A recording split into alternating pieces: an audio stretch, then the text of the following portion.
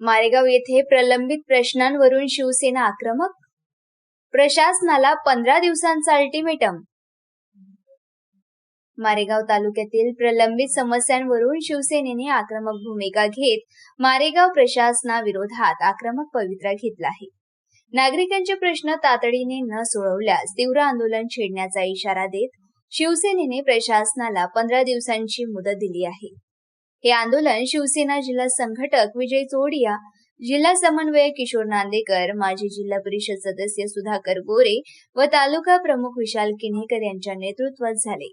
यावेळी प्रवीण बलकी, संजय आवारी, प्रशांत कुमार भंडारी, जीवन टाकरे, सुनील गेडाम, ब्रह्मदेव जुनघरी, विजय मेश्राम यांच्यासह अनेक ज्येष्ठ पदाधिकारी उपस्थित होते.